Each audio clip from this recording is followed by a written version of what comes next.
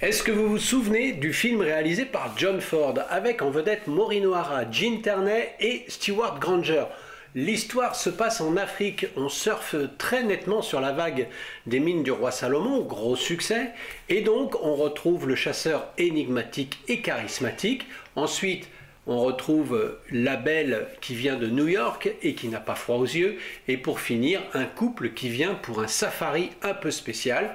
Lui, savant, qui veut étudier les gorilles et sa femme qui l'accompagne. Ça vous dit sûrement quelque chose, cette histoire. Allez quoi? Un grand film d'aventure tourné en 1953. Vous séchez? Bon, je suis pas étonné parce qu'en fait ce film n'a jamais existé. Et oui, c'est bien les acteurs qui étaient prévus pour tourner ce film, mais ils ont été remplacés par 3 autres grandes stars, grandes vedettes. C'est toujours comme ça à Hollywood, c'est le jeu des chaises musicales.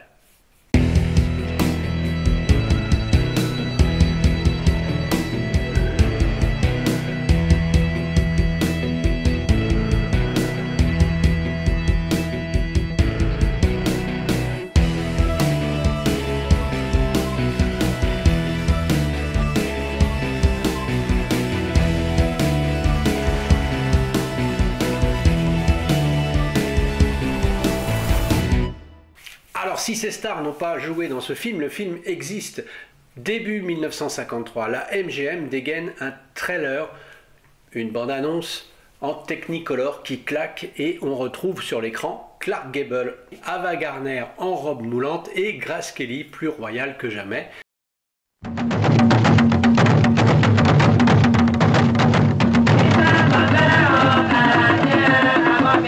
Mogambo, the new word in motion picture entertainment. Mogambo, unforgettable adventure in untamed Africa. Ah, Mogambo, le film qui sent la sueur, le fauve et bien sûr le parfum d'Ava Gardner. John Ford à la commande, là je ne vous avais pas menti, le grand poète des westerns décide de tronquer Monument de Vallée pour les plaines africaines. Enfin, l'Afrique de luxe, des lions dressés et des acteurs qui craignent le moustique plus que le drame.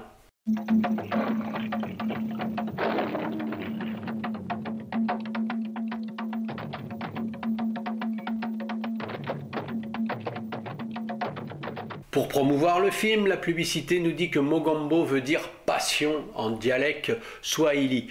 Et c'est un mot bien exotique, mais il est bien sûr inventé pour faire joli sur l'affiche. C'est du marketing et c'est exactement ce qu'est le film. C'est un safari sentimental entre 3 géants de l'âge d'or d'Hollywood. Clark Gable, in his best role since Gone with the Wind, Ava Gardner. More beautiful and more exciting than you've ever seen her. Grace Kelly, playing a part every woman secretly understands. John Ford, le pape incontesté du western, le réalisateur qui a sculpté l'Amérique à travers ses films, n'avait pourtant jamais mis les pieds en Afrique noire. Mais, pourtant, quand la MGM, ce géant d'Hollywood, lui propose la réadaptation de Red Dust, un classique du studio tourné en 1932 par Victor Fleming, avec déjà Clark Gable dans le rôle du héros. À l'époque, c'était un brûlot érotique, précode, moite, torride, avec Jean Harlow. 20 ans plus tard, les temps ont changé et on ne peut plus monter grand-chose. Alors Ford remplace la tension sexuelle par celle de la jungle.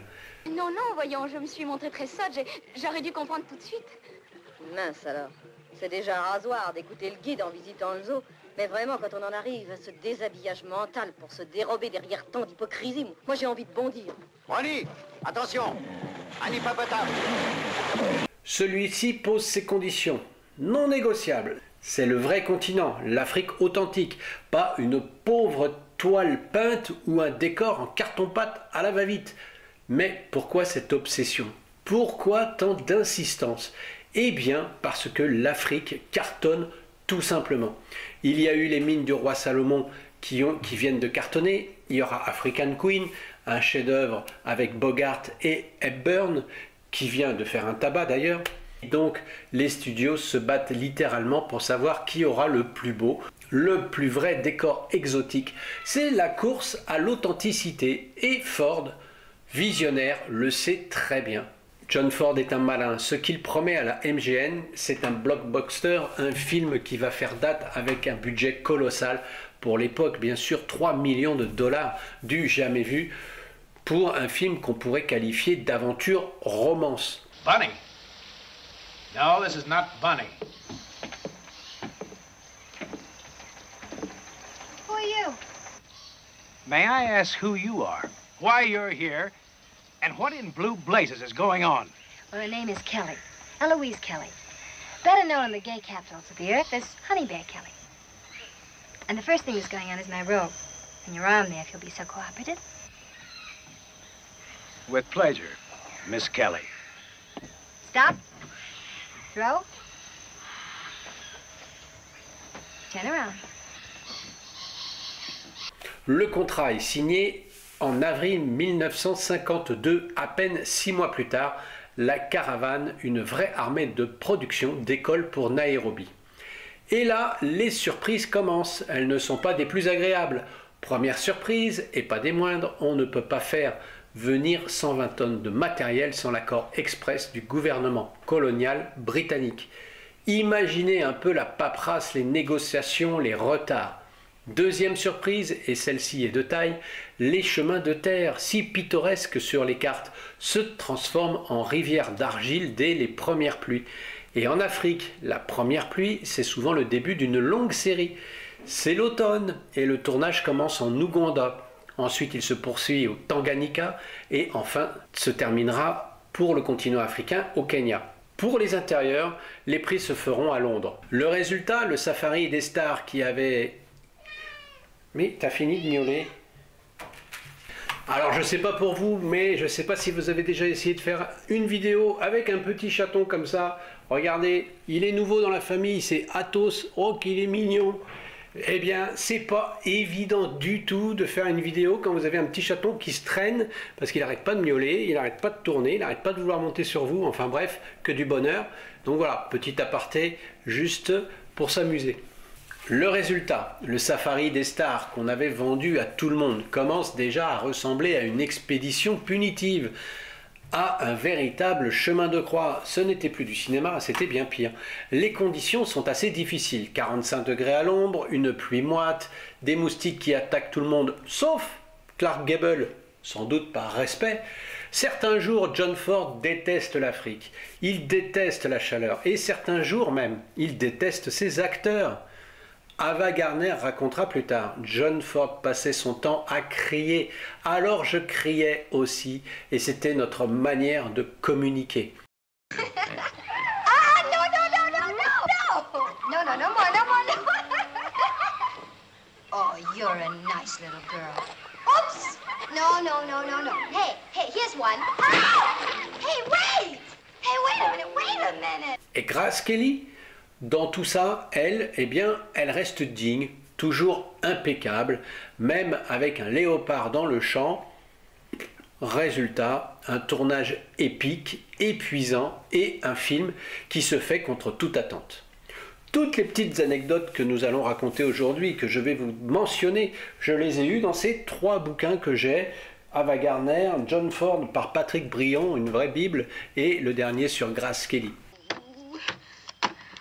Black king. What do I want with an old black king? Okay, okay, let him go. He'll find out. Little boy with a daisy air rifle. And gee, Dad, it was just my size.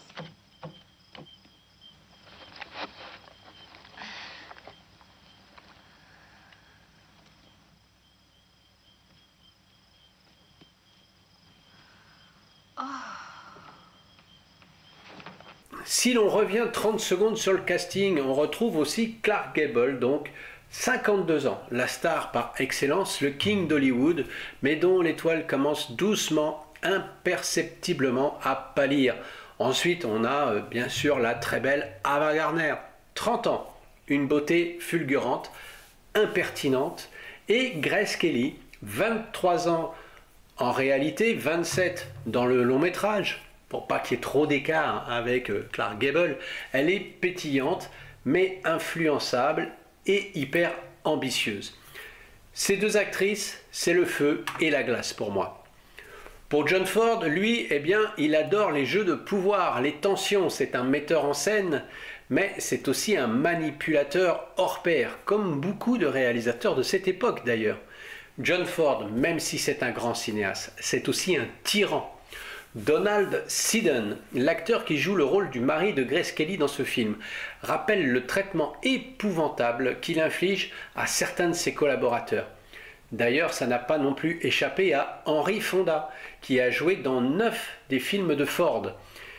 Il avait un instinct, raconte l'acteur, très sûr pour placer sa caméra, mais il était aussi très égoïste. Il ne faisait jamais de répétition, il ne voulait pas parler des personnages. Si un acteur avait le malheur de lui poser une question, il l'insultait et déchirait les pages du scénario pour réduire son rôle. Quel caractère! On est donc en octobre, et en Afrique, en octobre, ça veut dire une chose, la saison des pluies. Et quelle saison! Un record à cette époque. Le résultat, on emballe le matériel hors de prix dans des sacs en plastique de fortune, et on prie très fort pour que cela tienne. Entre deux averses torrentielles, la température grimpe jusqu'à 42 degrés à l'ombre. La pellicule gonfle, le maquillage fond sur les visages et les costumes d'Ava Gardner en taille 36, s'il vous plaît, rétrécissent pour devenir jusqu'à du 34. Ava se retrouve à devoir filmer en robe trempée, ce qui paradoxalement donne des images ultra sensuelles que le fameux code ICE n'aurait jamais, au grand jamais, autorisé en studio à Hollywood. C'est l'ironie du sort, n'est-ce pas? Et voilà, il est là, il a su grimper. C'est fou ça, hein?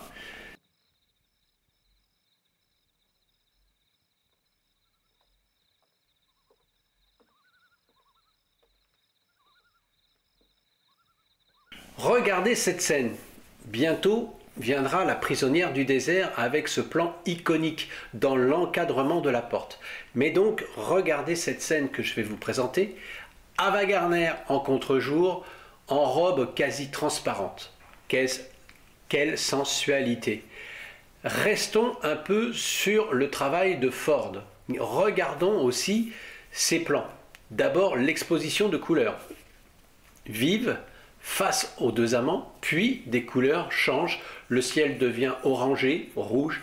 C'est la passion qui se déchaîne.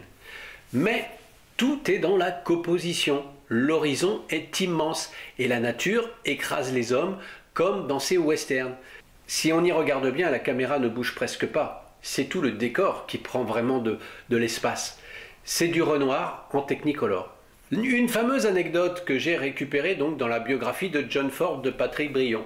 Une anecdote que vous connaissez peut-être puisqu'elle est assez fameuse. Mais bien sûr, je ne peux pas faire l'impasse dessus puisqu'elle a eu lieu dans ce film. Toujours selon les dires de Donald Siddon, qui rapporte ce fait. Excusez-moi, hein, c'est tendu. Il y a le micro, il y a le chat, il y a la caméra. Bref, où en étais-je? Où en étais-je? Donc, selon Donald Siddon, qui rapporte ce fait, un jour, il était présent sur le tournage et il a vu le pauvre Sam Zimbalist, le producteur du film, qui arriva sur le tournage. John Ford, dès lors, ordonne de tout arrêter. Il s'avance vers le pauvre producteur et celui-ci lui dit « Ne vous arrêtez pas pour moi !» Et Ford lui répond « Si moi je viens dans votre bureau, vous allez arrêter de travailler. Alors, moi j'arrête de travailler. Qu'est-ce que vous me voulez ?» Et le producteur lui explique qu'il était un peu inquiet parce qu'il avait du retard, 3 jours sur le plan de travail en fait, sur l'organisation de travail. Et donc John Ford demande combien ces 3 jours représentent de pages de scénario. Il le savait très bien en réalité, très clairement. Et puis le producteur lui dit ça représente 3 pages environ. Donc John Ford dit à un domestique apportez-moi un scénario. Celui-ci le fait. John Ford ouvre à l'aveuglette le scénario et déchire 3 pages. Et il lui répond, voilà, maintenant nous sommes à jour dans le travail. Quel sacré caractère, quel sale caractère, je pourrais même dire. Reste que le bilan est sans appel. Le tournage initialement prévu pour 10 semaines en extérieur s'étire sur 16 semaines interminables. Et bien sûr, le budget explose de 30%. Un chiffre astronomique qui ferait trembler les murs de la MGM. Le studio envisage même à un instant d'abandonner carrément, purement et simplement, le projet, de jeter l'éponge. Bon, malgré tout, il y a des accords qui sont passés avec le gouvernement britannique et ils ne peuvent pas vraiment rendre l'argent que le gouvernement a avancé. Malgré ou peut-être à cause de ce chaos ambiant et des conditions de tournage infernales. Les images crachées par la caméra sont absolument irréelles. Le soleil couchant sur la majestueuse vallée du Rift, les éléphants qui traversent l'écran en arrière-plan, la poussière dorée qui flotte dans l'air. Capturé avec une poésie incroyable. Tout cela est impossible à reproduire en studio, même avec le Technicolor de l'époque. C'est l'Afrique qui offre son spectacle, et bien sûr John Ford, malgré son caractère, eh bien il sait capter cette beauté. Et je vous dis pas à quel point c'est compliqué de faire cette vidéo avec ce petit monstre qui n'arrête pas de me mordiller.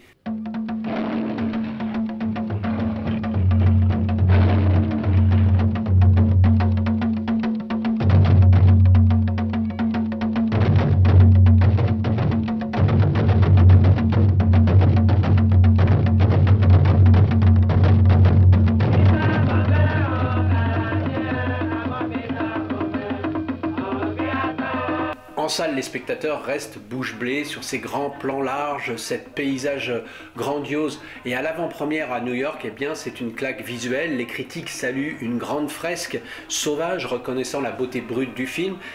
Grace Kelly et Ava Gardner, toutes les deux décrochent une nomination aux Oscars. D'ailleurs, c'est la seule nomination à Ava Gardner pendant toute sa carrière. C'est une belle reconnaissance pour leur travail acharné dans des conditions extrêmes.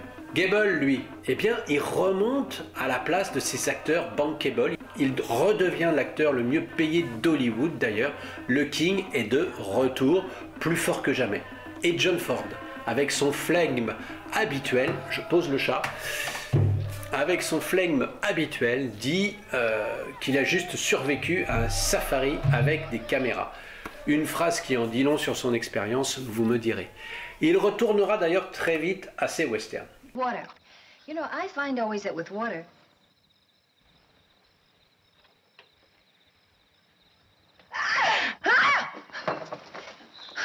What's the matter? Well, do something! Well, that's just old Joe. Oh, Joe! Yes, he's our migratory mousetrap. I bet there isn't a rat or a mouse within 100 yards of this place. Oh, boy. I think I haven't even had my first drink yet. Pour Hollywood, Mongambo devient un véritable tournant, un point de non-retour. Fini les décors pour simuler l'Afrique, désormais le blockbuster iront vraiment sur place. Quitte à souffrir, quitte à affronter la réalité du terrain, c'est la fin d'une ère et le début d'une autre, celle de l'authenticité à tout prix. Côté post-production, la MGM fait un choix audacieux. Une première d'ailleurs, elle garde la musique ethnique enregistrée directement sur place, offrant une immersion sonore inédite et pour bien marquer le coup, elle impose le label enregistré sur le continent africain sur l'affiche. On peut le voir d'ailleurs sur cette affiche. Le résultat, le film rapporte environ 8 millions de dollars de recettes sur le territoire américain, triplant l'investissement initial. Pas mal, vraiment pas mal, pour un projet qu'on a failli enterrer dans la boue kenyane. Si vous me demandez ce que j'en pense, allez, demandez-moi ce que j'en pense. Bon, effectivement, le film tourne autour de ces trois acteurs principaux et ce sont bien sûr les deux femmes qui remportent la palme. En tout cas, c'est ce que je pense.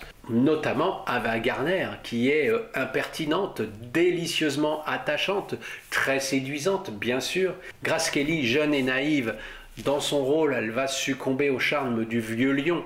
Et même si son jeu ne démérite pas, l'expérience d'Ava Gardner, son charme fou, écrase tout sur son passage. Arrivé à ce moment de la vidéo, je vous invite à vous abonner si vous voulez avoir de nouvelles aventures de notre collègue Athos. Et oui, il s'appelle Athos. Bref, vous pouvez vous abonner si vous êtes intéressé par ce genre de cinéma. Ça aide le référencement de la chaîne sur YouTube. Un petit like au passage. Dites-moi aussi dans vos commentaires si vous êtes d'accord avec mon impression sur Ava Gardner versus Grace Kelly. You are stuck, aren't you? Once and for all, You're jealous. shouldn't you examine your own emotions in that light? Look, don't worry about me. I could be pea green with jealousy, and I couldn't be hecked up any worse than I am already. It's you we want to worry about. You know, this is no Sir Galahad who loves from afar. This is a two-legged boa constrictor. Ensuite, on peut quand même mentionner que tout n'a pas été fait sur le sol africain, bien sûr, mais beaucoup de scènes ont été faites en studio. Et ça se voit à la revoyure du film. Il y a des inserts d'images d'archives, notamment au moment où on est censé rencontrer les gorilles. On remarque bien qu'il y a une partie qui a été tournée en studio avec un Technicolor qui crache à la gueule, entre guillemets, et de l'autre on a des images d'archives qui sont plutôt ternes. Donc là le contraste des couleurs est saisissante. D'ailleurs, dans cette scène d'observation des gorilles, je mentionnerai quand même la manière dont Clark Gable rejette Grace Kelly sans aucun ménagement. Je ne sais pas si c'est vraiment elle qui a fait cette scène ou si elle a été doublée par une doublure parce qu'il la jette vraiment sans ménagement, mais en tout cas c'est assez impressionnant. Et j'aime aussi la scène de l'épreuve du courage, cette scène dans laquelle la tribu d'indigènes projette des lances sur Clark Gable de manière à ce qu'il reste impassible, alors que les lances, elles se rapprochent dangereusement de lui. Selon Martin Scorsese, cela a été filmé à l'envers. Et oui, parce que quand on voit ça, on se demande comment ça a été filmé. Est-ce que vraiment Clark Gable s'est mis en danger? Ça, j'y crois pas du tout, les assurances auraient très certainement refusé.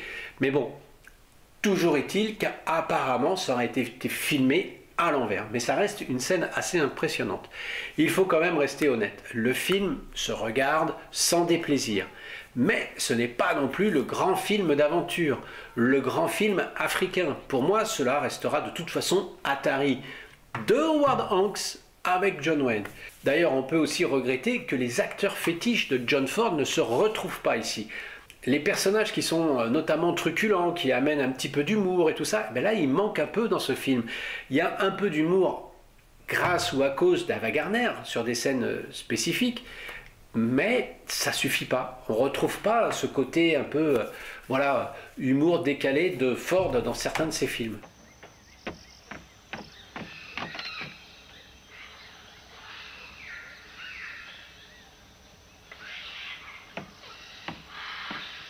Alors mon Gambo, c'est juste une histoire d'un tournage difficile pour vous, avec quelques anecdotes croustillantes, ou est-ce que c'est un film que vous trouvez culte?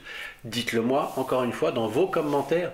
C'est aussi peut-être la dernière grande aventure coloniale hollywoodienne, une époque où l'on pensait encore pouvoir dompter la nature et les peuples.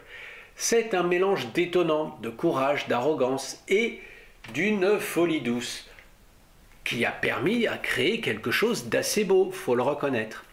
Et oui, nous, spectateurs modernes, exigeants, réclamant notre ration quotidienne de 4K, on devrait garder en mémoire ces images authentiques, ces paysages à couper le souffle, que même les meilleurs effets spéciaux, les meilleurs CGI ne remplaceront jamais. Vive le cinéma en Technicolor, la leçon est claire, le cinéma hollywoodien de la grande époque reste éternellement grandiose. Sur ces belles paroles, je vous dis à très bientôt, bonne toile, n'hésitez pas à revoir Mogambo et dites-moi ce que vous en pensez, ou à le découvrir d'ailleurs. Peut-être que sur les prochaines rétrospectives, nous allons avancer gentiment vers Halloween avec une sélection de films anciens, bien sûr, mais fantastiques ou d'horreur. J'ai 2 films en tête pour commencer et je vous prépare aussi peut-être, si j'ai le temps, c'est toujours un problème, si j'ai le temps, un hors-série consacré à l'horreur en général. Voilà, à très bientôt, ciao ciao.